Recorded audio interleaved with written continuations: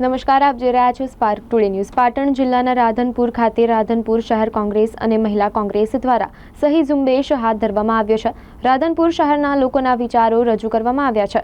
મારો જિલ્લો રાધનપુર જિલ્લો નવો જિલ્લો બનાવવાની માંગ સાથે આજરોજ રાધનપુર શહેર કોંગ્રેસ પ્રમુખ ડોક્ટર વિષ્ણુદાન ઝુલા, પાટણ જિલ્લા મહિલા કોંગ્રેસ પ્રમુખ જયાબેન સોની, રાધનપુર શહેર મહિલા કોંગ્રેસ પ્રમુખ જ્યોતિબેન જોશી અને અન્ય કોંગ્રેસના કાર્યકર્તાઓની ઉપસ્થિતિની અંદર રાધનપુર ખાતે સહી ઝુંબેશ હાથ ધરવામાં આવ્યો છે, જેમાં નવો જિલ્લો મારો જિલ્લો રાધનપુર જિલ્લો બનાવવાની માંગણી સાથે આજરોજ કોંગ્રેસ દ્વારા રાધનપુર શહેરી વિસ્તારના લોકોની સહીઓ લેવામાં આવી છે।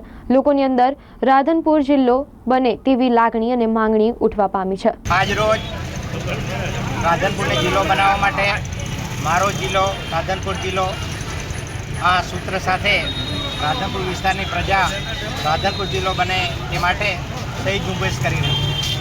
હમણાં ગયા અઠવાડિયે વર્તમાનપત્રમાં રાજ્ય સરકારે એવી જાહેરાત કરી હતી કે 4 નવા જિલ્લા બનાવવા છે। એમાં રાધનપુરનું પણ નામ હતું। વર્ષો જૂની માગણી હતી આ વિસ્તારની। ભૌગોલિક દ્રષ્ટિએ આ વિસ્તાર જિલ્લો બનાવવા માટે બહુ જરૂરી હતો। ભૂતકાળમાં પણ ઘણા બધા પ્રયત્નો થયા હતા, પણ સમય સંજોગ અનુસાર સફળ થયા નહોતા।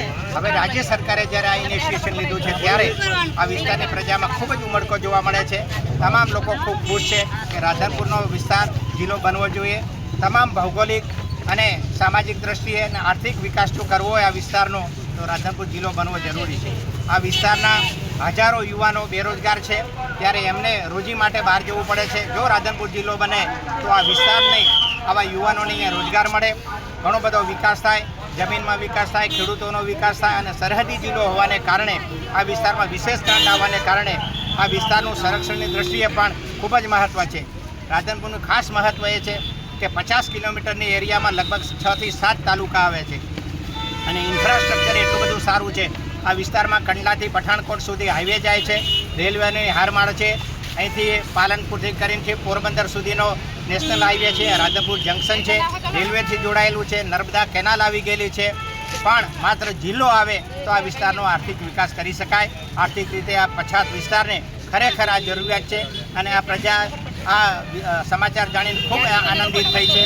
આ સહી ઝુંબેશને કારણે અમે રાજ્ય સરકારને કહેવા માંગીએ છીએ, તમે ગમે એમ કરો પણ રાધનપુરને જિલ્લો બનાવો। એના માટે આ વિસ્તારની તમામ પ્રજા ખૂબ ખુશ છે અને એની મુહિમમાં આજથી આ જોડાયેલી છે।